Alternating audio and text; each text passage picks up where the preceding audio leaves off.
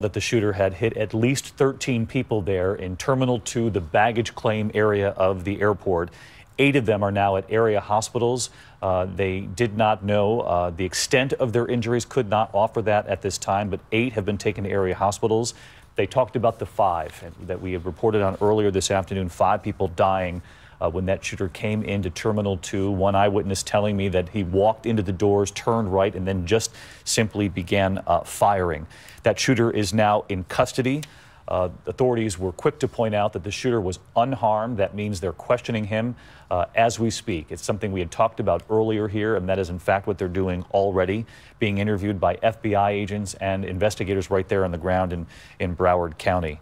We did listen to them also talking about operations at the airport. We've been reporting this afternoon that operations had come to a halt. Those operations remain suspended. They did say they would alert the public, and we'll pass it along to you as soon as operations are back up and running there at the airport. One thing I do want to get to, though, is news that this was someone who flew in on a flight and got to Fort Lauderdale. Brian Ross, you had reported this just before we turned to the authorities to get more on this.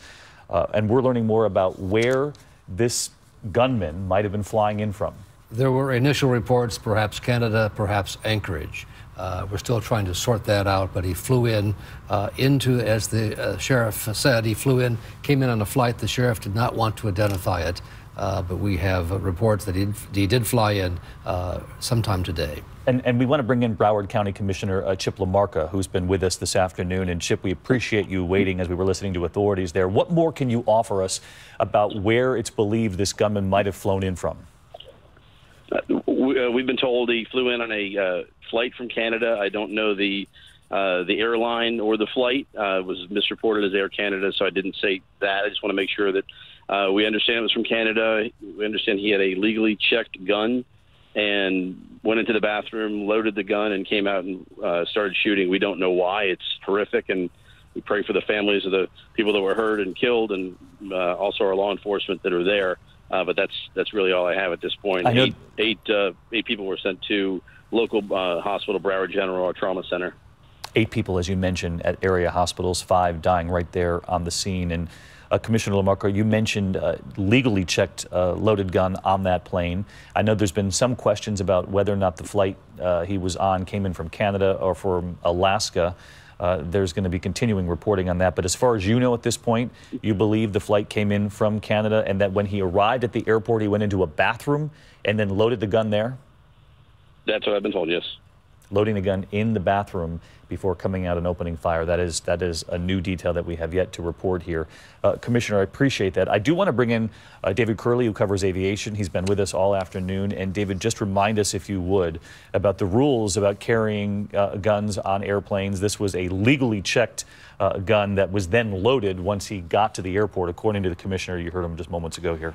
And according to TSA rules, if you are flying in the United States, if you are going to an airport, yes, in a hard-cased plastic or some other hard case, you can put an unloaded weapon and ammunition in that locked box and check it. Now, it has to be smaller caliber. It can't be anything larger than .75 caliber, no shotgun shells, but small arms ammunition can be loaded with an unloaded weapon in a hard case and checked at an airport, and then you have to tell the folks when you check in at the counter, I have a weapon, it's in this hard case, here it is. You can put a TSA lock on it and TSA will check it. Almost all hard cases are checked by TSA when they are checked, whether or not you say that it has a weapon in it or not. We have hard cases when we travel quite a bit, and those are almost always gone through by TSA before they're put on an aircraft. Just to help walk people watching through this again, because this is checked luggage. Correct. With a legally checked in unloaded gun. It gets checked by TSA, but not the TSA that we're all familiar with when we walk through that line for our carry-on luggage. This is taken by the ticketing agent, and then that gun would be checked out by TSA. So TSA, you see them when you're going through the security checkpoint. But in the baggage area, you see the belts go by behind the ticket counter, and those belts carry the luggage, sometimes into a basement, depending on the size of the airport. And there are TSA officers in the back, in the basement, in the background, When these bags come by, they take them off the belt and they actually go through them. If you've had a bag checked like that, you normally find a piece of paper inside when you arrive at your destination that says the TSA was in that checked piece of baggage and looked at it and then sent it along its way. So perfectly legal, and we just want to reconfirm that that's what the authorities had said, and that it was only when he arrived at the airport that the commissioner then told us moments ago that he went into a bathroom and that's where he loaded the gun. I do